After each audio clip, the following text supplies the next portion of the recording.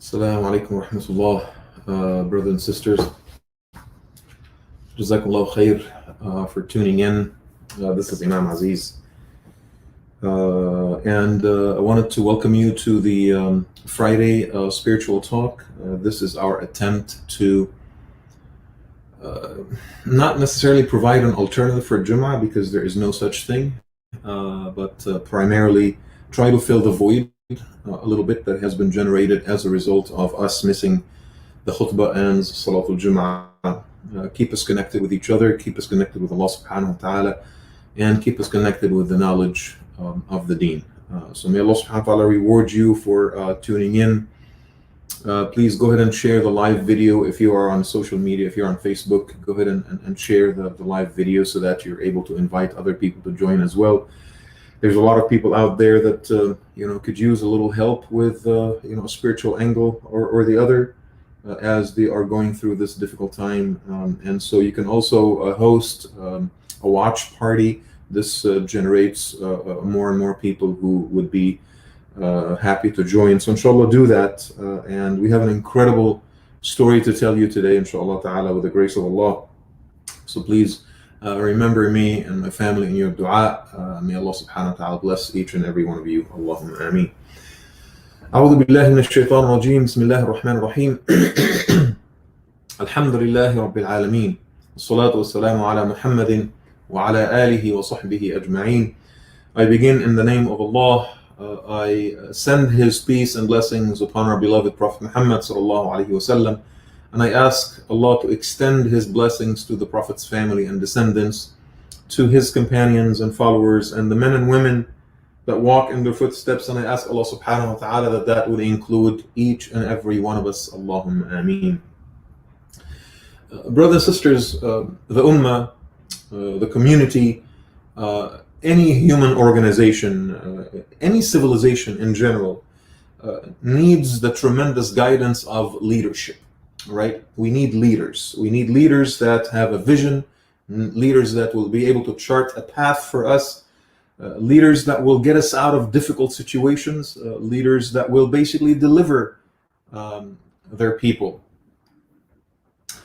And it is extremely important to realize that while we need leaders to basically steer the ship, we also need people who are less known, who will be able to serve as the engines in the motors and the gears in the motors and the engines that will basically move that ship. So, for example, if we talk about leadership, you will realize that Musa alayhi salam was such a visionary leader for his people. I mean, look at his journey, look at his story, absolutely incredible, and managed to basically deliver the Hebrews in the end.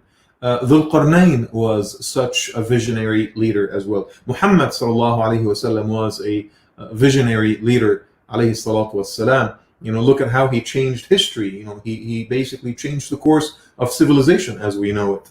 The Prophet ﷺ was followed by great men and women and leaders that basically served similar roles in their respective capacities. Abu Bakr as-Siddiq, Umar ibn al-Khattab, Ali ibn Abi Talib, Umar ibn Abdul Aziz, Harun al-Rashid, Salah ad-Din al-Ayyubi, Nizam al-Mulk, Sayf ad-Din Qutuz, Muhammad al-Fatih, right? All these leaders played a tremendous role in guiding their people and overcoming monumental challenges and threats and dangers, right? It is true that the Hebrews needed the leadership of Musa alayhi salam to serve them in the difficult times, but they also needed the sincerity of people like Al-Khidr alayhi salam, those less known legends in their communities that saved those civilizations. It is true, as I said earlier, that leaders may steer the vehicle, but it is also true that there is a countless number of people that serve as the gears in the engine of that vehicle.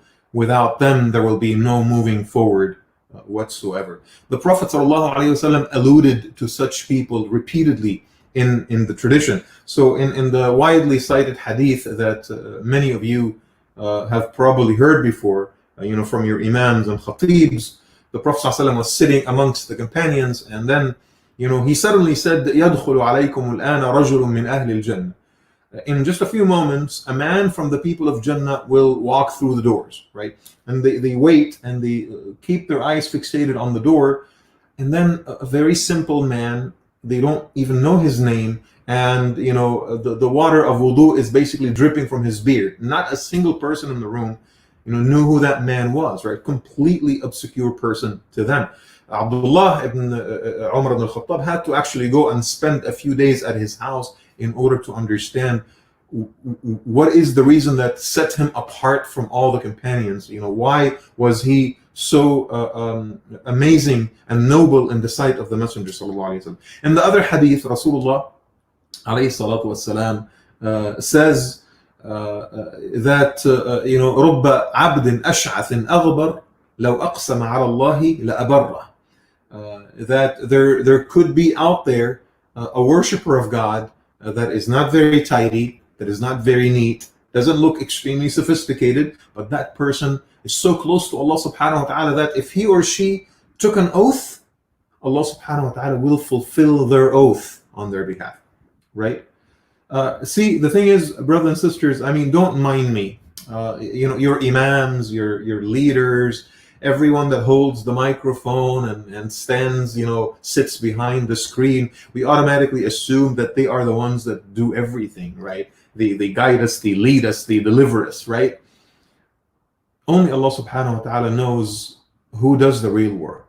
And you need to know that, right? Only Allah subhanahu wa ta'ala knows who's sincere. Yes, we need our leaders, and I appreciate that people may think of imams like me or people like me to be their leaders. I ask Allah subhanahu wa ta'ala to make us worthy and deserving of these assumptions. Allahumma ameen. Only the Lord subhanahu wa ta'ala knows how fallible we are and how flawed we are, right? And you need to understand that too. But it is also Allah subhanahu wa ta'ala that knows who does the real work with sincerity. The simple people that are unknown, that make all this happen, right? And it is through those people, so through their contribution, their volunteer work, their dua, their sincerity, their nearness to Allah subhanahu wa ta'ala, that inshallah our community and our ummah will be delivered this time around as well from the difficulties that we are going through, right? My talk today is about telling you the story of one such man. A man that falls in that category, not the category of great, well-known leaders of impacted history. In fact, my teacher used to say, history books are made so that they can highlight the legacies of those well-known men, extended biographies that have recorded every single component of their lives, right? But is it really true that only such men impact civilization? I dare to say it is the ones whose names are not mentioned are the ones that truly make all the difference. And that's what I wanted to talk to you about today. One such man is the story of my spiritual talk, inshallah, today. How did it all start? Umar ibn al-Khattab, radiallahu anhu, was basically performing Hajj. And this was the 23rd year after the Prophet after Hijrah. So this is about 13 years after the Prophet sallallahu alaihi wasallam passed away, right? So 13 years after Rasulullah passed away, Umar ibn al-Khattab is performing Hajj, okay? And as he has been doing the last pretty much 10 or 13 years, he is, after Hajj is over, he would go and visit the encampment of the Yemeni delegation. Okay, remember my words and try to pay attention to what I'm saying. Every year after the Prophet ﷺ passed away, for the next 13 years, Umar ibn al-Khattab is performing Hajj, particularly when he became the Khalifa. Abu Bakr was Khalifa for only 3 years, right? So he has been Khalifa now for 10 years, and he performs Hajj with the community, with the Ummah every year. And every single year, in the Hajj season, after Hajj is over, he would visit the encampment of the Yemeni delegation, and he would inquire about one particular man by name. A man that he never met before, a man that he never encountered before, but he just knows his name. I want you to imagine the Khalifa, Amir al-Mu'mineen, the commander of the faithful himself, is inquiring about one particular man, and he goes every year and he asks about this man. This year, this is the 23rd year after Hijrah, he was accompanied by Ali ibn Abi Talib radiallahu anhu. So both of them are looking for this man. They look and look and look, and Umar ibn Khattab keeps going to the gatherings of the Yemeni people, and he keeps saying, Afikum Uwais ibn Abdullah. Is there a man amongst you by the name of Uwais ibn Abdullah? And everyone would shake their head and nope, we don't know who that is, right? And right when Umar and Ali were about to give up, an elderly man came walking to them with great hesitation. And he said to Umar ibn al-Khattab, Ya Amir al-Mu'mineen, you keep looking for this man. What was his name again? So Umar says, Uwais ibn Abdullah. Do you know him? So the man with great hesitation, and he said, yes and no. So he said, what do you mean? He said, well, I mean, there is no notable in our group by the name of Uwais. So I am pretty sure that he's not here. However, I have a nephew by the name of Uwais, but he's very simple. He wears, extremely torn clothes. He's the one that herds our camels, right? It's impossible that this is the man that you're looking for, but I just came forward in order to talk to you about it, just in case. So the eyes of both Umar and Ali lit up, shined with excitement, and they looked at each other and they asked him, what is his name again? So he said to them, Uwais ibn Abdullah. He's my nephew. Is he Uwais from Murad? The tribe of Murad in Yemen? He said, yes. How do you know that?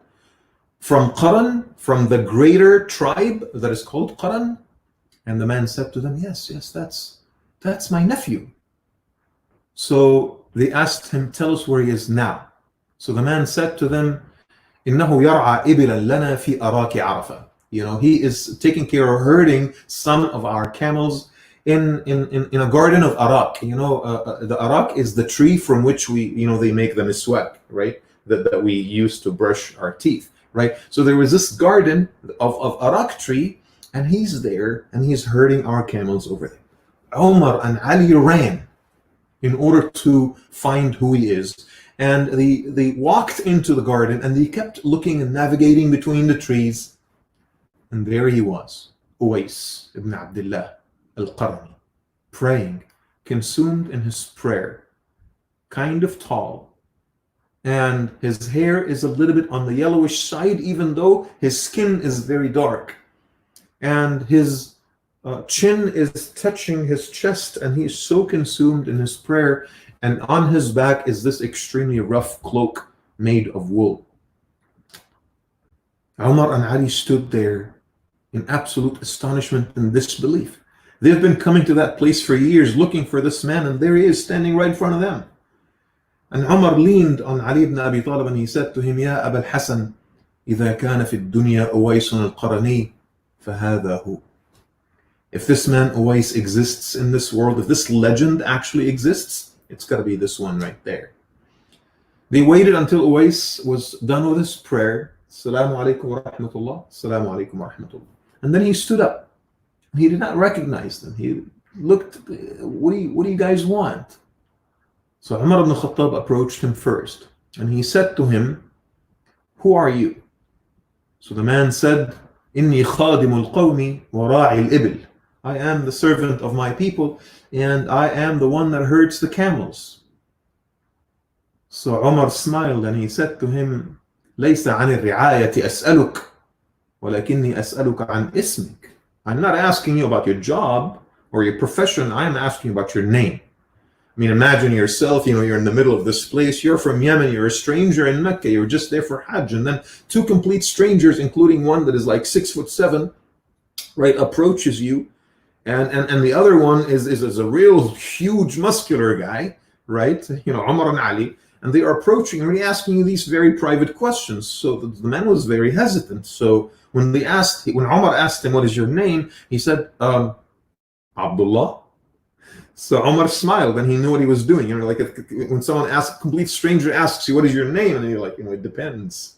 That, my name is Abdullah. We're all Abdullah, right? We're all worshippers of Allah. I don't want to give you my name. So Umar smiled and he says, I'm asking you about the name that your mother gave you. And that's when Uwais realized that this was serious. So he said to them, well, my name is Uwais ibn Abdullah. So Umar asked him, Uwais min Murad? The one that comes from the sub-tribe of Murad? And he said, yes. How do you know that? Min Qaran? From the bigger tribe of Qaran from Yemen? He said, yes. How do you know that? How did you know my name? And Ali ibn Abi Talib, that's when he interjected and he said to him, is there a remnant of a skin disease, like a tiny little white patch, on your left side? Can we see it? And he said, how do you know that? Why would I expose my left side? And he said, please, just expose your left side. We want to see if that tiny little white patch is still there. And Uwais al-Qarani, he exposed his left side, and there it was, a tiny little patch of whiteness, a remnant of a skin disease from which he was healed. And that's when Ali and Umar were overwhelmed with emotions, and they were competing with each other on who hugs Uwais first. And Uwais was overwhelmed. What are you guys doing? Who are you? And Ali ibn Abi Talib pointed at Umar and he says, هذا عمر بن الخطاب أمير المؤمنين وخليفة المسلمين وأنا علي ابن عم رسول الله. That is Umar, the commander of the faithful and the Khalifa of the Muslims, and I am Ali, the cousin of Muhammad sallallahu alayhi wasallam. Uwais was absolutely astounded. خليفة المسلمين وابن عم رسول الله, the commander of the faithful, the Khalifa and the Prophet's cousin. جزاكم الله عن هذه الأمة خيرا. May Allah reward you on behalf of this ummah for everything that you have done. Of course, he heard of the legends of Umar ibn al-Khattab and Ali ibn Abi Talib. He heard of them. Of course he did. So he prayed for them. May Allah reward you for everything that you've done for this ummah. And that's when Umar looked him in the eyes and he says, بَلْ جَزَاكَ اللَّهُ خَيْرًا عَنَّا. May Allah reward you on our behalf. Ya Uwais, ud'u lana, istaghfir lana. Pray for us. Ask Allah to forgive us. Pray for our forgiveness.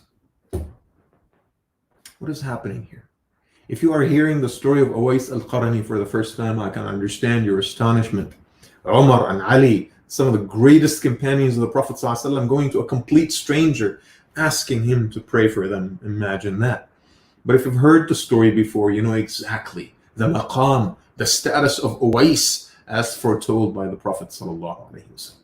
What compelled Ali and Umar, the great companions, to come and seek the dua, to seek the prayers of this simple man who was wearing a very rugged wool cloak in the middle of Hajj, that they've never met before, that comes from a delegation from Yemen?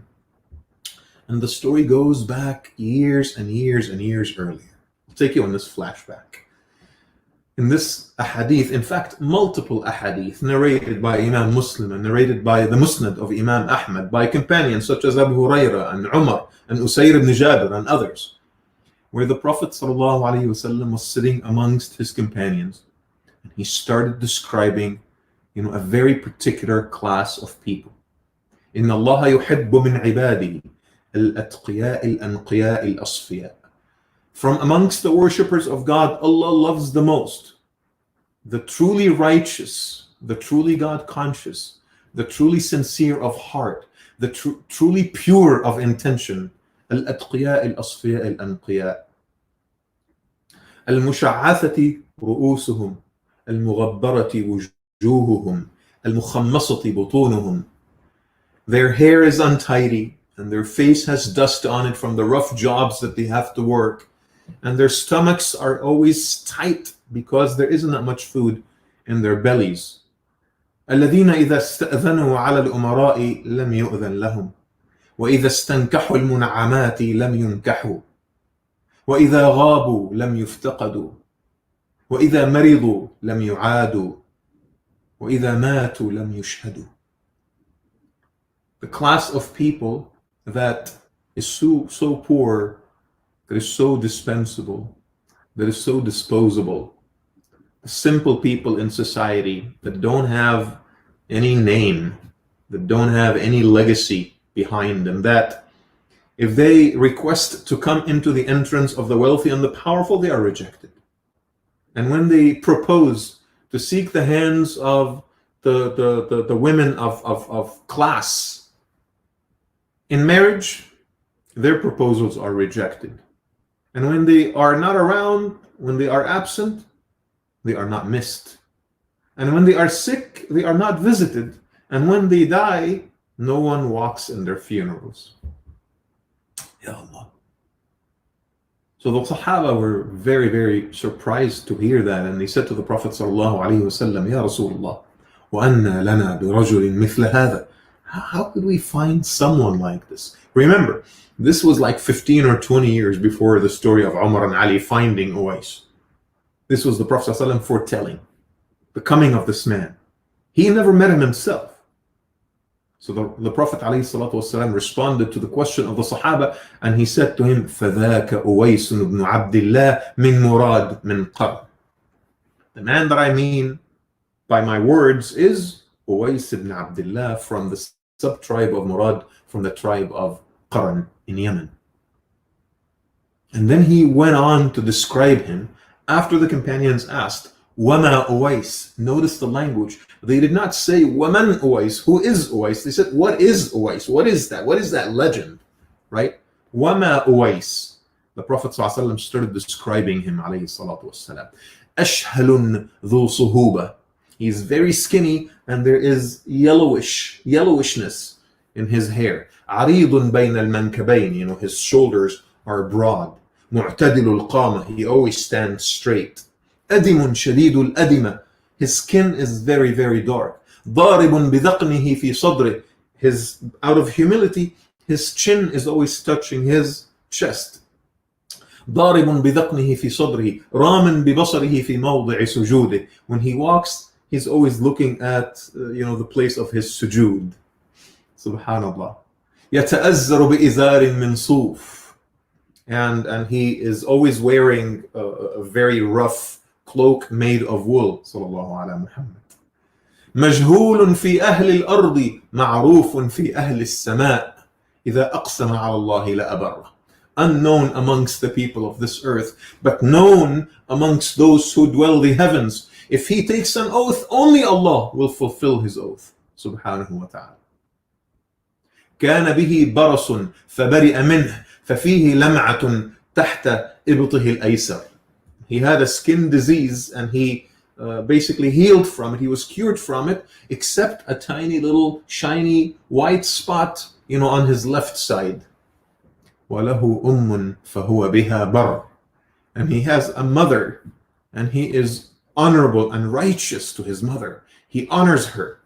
فإذا كان يوم القيامة, when it's the day of judgment, ودخل أهل الجنة الجنة, and the people of Jannah entered Jannah, قيل لأويس قم فاشفع فيشفعه الله عز وجل في عدد ربيعة ومضر. When all the people of Jannah enter Jannah, Allah subhanahu wa ta'ala will say to Uwais, stand up and intercede on behalf of whoever you want, and Allah will give him the honor of interceding on behalf of as many people as the members of the two major tribes of the Arabs, Rabi'a and Mudar. And then the Prophet said in that same meeting to Umar and Ali, Ya Umar, Ya Ali, innakuma idha laqituma fatluba an yastaghfir lakuma fayaghfiru Allahu lakuma. If and when you ever see him, ask him to pray for your forgiveness, for Allah will answer his dua and will accept. That's how it started. The Prophet ﷺ, years and years and years earlier, foretold the coming of Uwais al-Qarni. And he instructed the companions, radiallahu anhum, particularly Umar and Ali, if they ever met him, to seek his dua. A lot of people look down upon this. And, they think it's phony when people send messages to their imams, or, when you go into Umrah, pray for me. Here's my dua request, for the dua collective, make dua for my family, right? Some people think this is cheesy or phony or whatever, right? But the Prophet ﷺ taught us that we need to seek the dua of the salihin. Umar and Ali could have prayed for themselves, but the Prophet ﷺ instructed them to go and seek the dua of a righteous man that none of them ever met, Uwais al-Qarni. Why? because he's one of those gears in the engine, brothers and sisters. He's not one of those great leaders. He's one of those simple people, but it is upon their shoulders that societies are carried, that civilizations are lifted. Without them, we don't exist. We are nothing. We are absolutely nothing. We are just talking heads. That's what that is. And that is why Umar and Ali kept that advice in their heads for years and years and years, and they kept searching and looking for him in the Yemeni delegation of Hajj every year until they found him. Radiallahu anhu wa arda. A few things that I need to tell you about Uwais al-Qarni. Of course, when they told Uwais about this, explaining to him why they're seeking him to pray for them, because when Umar ibn Khattab said, "Ud'u lana, istaghfir lana," ask Allah to forgive us, he said, وَهَلْ يَسْتَغْفِرُ لَكُمَا وَهَلْ يَسْتَغْفِرُ مِثْلِي لِأَمْثَالِكُمَا. Is it even possible that a simple guy like me would pray for you guys? I mean, it's the other way around. You pray for me, right? So when they explained to him what the Prophet ﷺ said, the story goes, فَبَكَى أُوَيْسٌ بُكَاءً شَدِيدًا. He started crying so profusely. And he turned his face to Allah subhanahu wa ta'ala and he said, Allahumma inna hadayni yadhkurani annahuma yuhibbani feek. Lord, these two men right here, they are saying that they love me in a way that is inspired by you. إنهما يذكران أنهما يحباني فيك. اللهم فاغفر لهما. Lord, forgive them. اللهم فاغفر لهما وأدخلهما في شفاعة نبيهما. And include them in the intercession of their Prophet sallallahu alaihi wasallam. What an incredible story. Uwais, as the Prophet taught us sallallahu alaihi wasallam, had a mother, and he honored his mother. In fact, the Prophet says alayhi salatu wasallam, lahu ummun fahuwa biha bar. He has a mother, and he used to honor his mother, and he used to take care of his mother and to attend to her needs, right? In fact, this is so profound that Uwais had actually accepted Islam so many years earlier, and he had a chance to come to Medina in order to see Rasulullah ﷺ and to become a Sahabi, right? But he couldn't. He wanted to, but he couldn't. Why?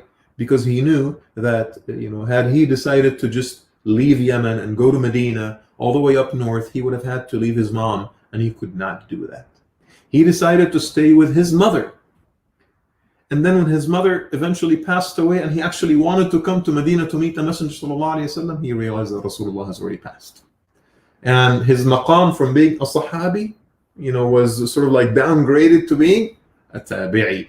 Last Friday, I talked to you about a great Tabi'i, Najashi, who was responsible for the converting of some of the Sahaba, right? And this particular Tabi'i, Uwais al-Qarni, the Prophet ﷺ says about him that he is Sayyidut Tabi'in. He is the most honorable and the master of all the Tabi'in, radiallahu anhu wa arda, who chose not to become a Sahabi in order to honor his mom. May Allah subhanahu wa ta'ala honor him on the Day of Judgment as he honored his mom. And may Allah subhanahu wa ta'ala honor each and every one of us that honor their parents, that are literally sitting at their parents' feet. Especially in these difficult times, that call them, that check on them, that make sure they're okay. I ask Allah subhanahu wa ta'ala to make these difficult times easy for our parents who may be stuck at home, for their own safety, because their children are scared to come visit them because they are high risk. I ask Allah for the pain that we're all going through to be alleviated soon. Allahumma ameen. So Uwais chose to be a Tabi'i at the expense of becoming a Sahabi because he wanted to honor his mom, radiallahu anhuma wa ardahuma, right? The second point that I wanted to mention is that later on, his mother, like I said, passed away. He was able to come to Hajj, and he became very close with Ali ibn Abi Talib. In fact, he moved to Medina, and when the civil war erupted, he fought on the side of Imam Ali ibn Abi Talib, and he was killed as a shaheed in the Battle of Siffin. And ever since I was younger, there's always this confusion, right, about the two parties in the earlier years of Islam that fought each other. And there were Sahaba on both sides, right? And it's a very difficult fitna, we are still suffering from the reverberations of this fitna, to this day, right? But my heart is always comforted when I look at the people that fought with Ali ibn Abi Talib. I say to myself, that has to be the side of the good guys.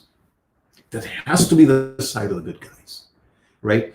Those who laid a finger on a man of the stature of Uwais al-Qarani and Ammar ibn Yasir and others, they have to be the bad guys. There's no doubt in my mind about that. There's no doubt in my mind about that. He fought with Imam Ali ibn Abi Talib and he died as a shaheed in the battle of Siffin, right? Now, the conversation is almost over. Umar ibn al-Khattab is very emotional. Ali ibn Abi Talib is very emotional. And Umar wanted to do something to, show his gratitude. So he goes up to Uwais and he basically says to him, "Ya Uwais, stay here. Let me go back, to my house. I will get some money. I will get some clothes, kiswa wa nafaqa, right? In order to provide for you because, you could use a little help." And Uwais basically said to him, "Ala ruslika ya Amir al-Mu'minin." Hold on one second, Commander of the Faithful. ما أصنع بالنفقة والكسوة. What do I need, new clothes or money for? I don't need that, right? إنما الدنيا غدارة خداعة زائلة. The life of this world is deceptive and it is disposable. It will expire soon, right? ومن أمسى وهمه اليوم. And if someone is so concerned about their day and their day alone, right? ومن أمسى وهمه اليوم مد عنقه إلى الغد. Would extend their neck to tomorrow. And this is like an Arab expression that their hopes that they will live longer will expand to the following day, because I have hopes that I will live until the rest of the day, right? And if I do that, then my hopes will be expanded to the following day as well, right?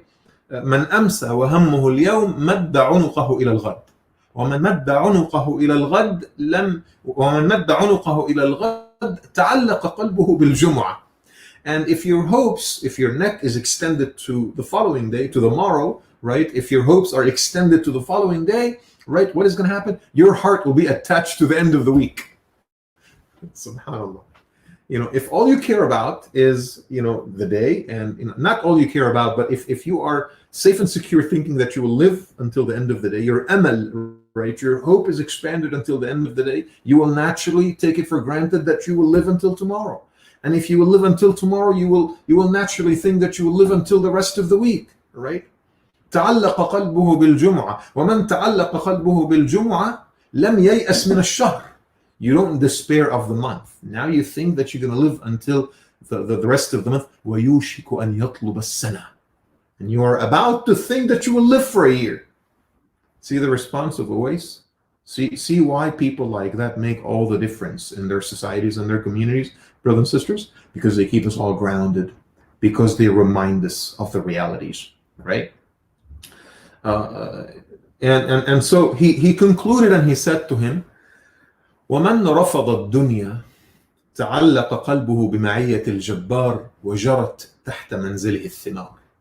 And if I say no to dunya, my heart will only be attached to the healer, subhanahu wa ta'ala, and all kinds of fruits, virtual and metaphorical, will flow underneath my house, my dwelling, meaning in Jannah. So Umar ibn al-Khattab cried, وصرخ بأعلى صوته. In the narration, Ali narrates, and he pronounced as loudly as possible, يا ليت عمر لم تلده أمه. يا ليت عمر لم تلده أمه. I wish Umar's mother did not give birth to Umar. He said, when he heard these words from Uwais al-Qarani, look at me, I'm a leader, right? I am one of those great leaders that steer society, right? That deliver their people. But it is the simple men like Uwais that are truly the role models that we need to be looking for. And I wanted to conclude my talk with this, brothers and sisters, that in these difficult times, yes, Jazakumullah khair for trusting us, Jazakumullah khair for following our guidance, for your continuous support, for tuning in. Your trust in us is absolutely humbling, and I pray to Allah subhanahu wa ta'ala, as the Sahaba used to say, Allahumma اجعلني أفضل مما يظنون واغفر لي ما لا يعلمون. I ask Allah subhanahu wa ta'ala to make me exceed the expectations that people put in me, and to make me better than what they think I am, and to forgive me for the things that they don't know about me. We are all flawed and fallible, and we all make sins and mistakes. Don't be fooled and deluded by the perfect image that you see on screen, or the aura and charisma of someone that speaks behind the microphone. So I understand that we need our leaders. We appreciate our leaders, and I want you to pray for your leaders, because these are very difficult times in which we're trying to navigate territories that are uncharted completely, right? However, I want you guys to be searching for the Uwais and the Khidr in your community. Search for these people, the simple brothers and sisters who are serving Allah subhanahu wa ta'ala without expecting any compensation, who don't need the gratitude, who don't need the mention on the website, who don't need the tag, who don't need the observance, who don't need to be praised, right? These are the ones that I want you to go right now and seek their dua. Because wallah, brothers and sisters, while planning and organizing and leadership are necessary for us, inshallah ta'ala, to get out of this, what is even more important is people like Uwais and people like Khidr and their likes in our midst, in our community, in our families, praying to Allah subhanahu wa ta'ala to deliver us from this. That's what we need the most right now, is the guidance of Allah subhanahu wa ta'ala to make better decisions. I mean, leaders may have ideas and thoughts and plans and agendas of their own, but they may be right and they may be wrong. And they need the guidance from Allah subhanahu wa ta'ala, and that guidance can be secured if we have righteous people in our midst. Likewise, I want us to really be looking for those simple brothers and sisters, those obscure, who are just doing the work of Allah subhanahu wa ta'ala, and we need to go to them and ask Him to pray right now.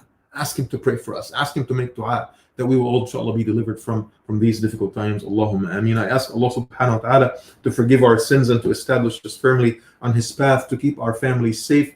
And I ask Allah subhanahu wa ta'ala for this storm, this cloud of the coronavirus to be over soon and to dissipate and to disappear with minimal casualties. I ask Allah subhanahu wa ta'ala to guide us to make the best decisions for our community in these difficult times. I ask Allah subhanahu wa ta'ala to help us maintain our bonds of brotherhood and sisterhood, our connection to Allah and to each other and to our community in these tough times in which we are disconnected physically from each other. And I ask Allah subhanahu wa ta'ala to keep our hearts enlightened by the knowledge of the deen. And I ask Allah subhanahu wa ta'ala to help us overcome the callousness and the boredom.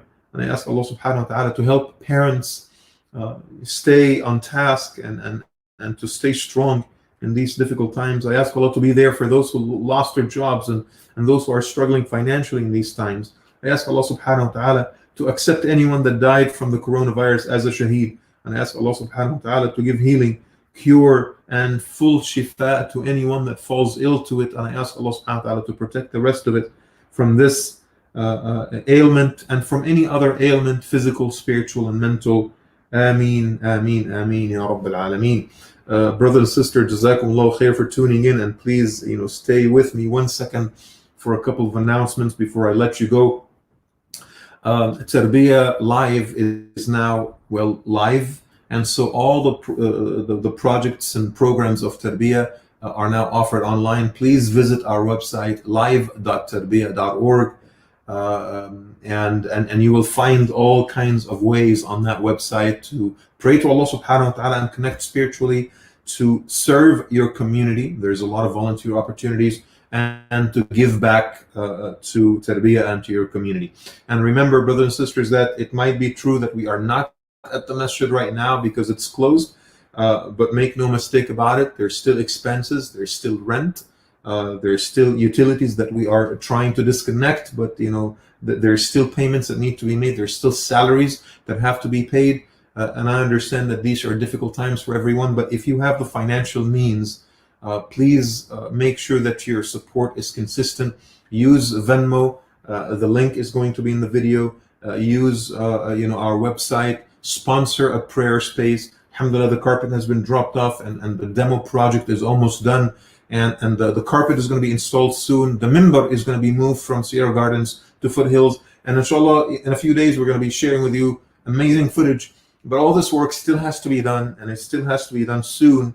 And it's going to cost a lot. So, an appeal to you, inshallah ta'ala, to continue your support. May Allah subhanahu wa ta'ala reward you. Jazakumullah khair for the strength in these difficult times. Tonight, inshallah, Tafsira Live, Surah Yusuf, Part 3, and that is at 7:30 p.m. So please tune in. And Sunnah session with Imam Kamran at 9 p.m. inshallah. This Sunday on our wellness webinar at 5:30 p.m. We will be joined by Brother Josh Rabar to discuss physical fitness while being stuck at home, a very important subject for all of us, physical fitness for us and our kids. No one is going to the gym, nothing. So how can we still stay fit, inshallah, in these times? Also this Sunday, our Sunday school program is now fully online, alhamdulillah. The students are receiving assignments from the teachers on a regular basis, and the teachers will meet with the children, inshallah, with the students on Sunday, on our video conferencing tools. So please keep an eye on your emails and the messages in order to receive information about how to get your kid in the classroom with the other students, inshallah.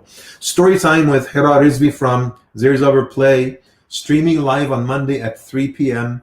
For all young children to tune in with their parents. It's a story time for the kids. 3 p.m. inshallah is coming Monday. Please join us. It's going to be beautiful.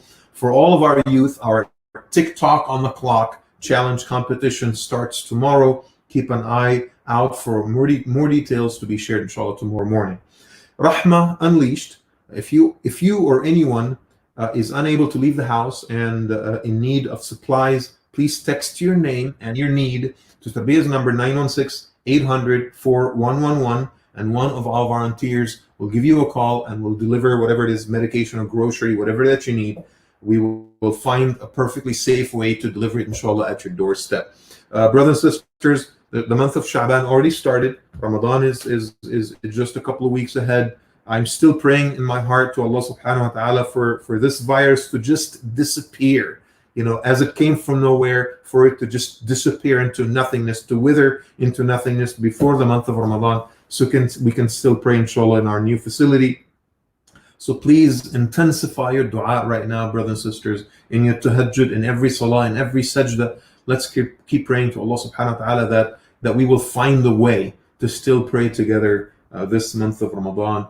جزاكم الله خيرا. أقول قولي هذا وأستغفر الله لي ولكم. سبحانك اللهم وبحمدك نشهد أن لا إله إلا أنت نستغفرك ونتوب إليك. بسم الله الرحمن الرحيم. والعصر إن الإنسان في خسر إلا الذين آمنوا وعملوا الصالحات وتواصوا بالحق وتواصوا بالصبر. السلام عليكم ورحمة الله وبركاته.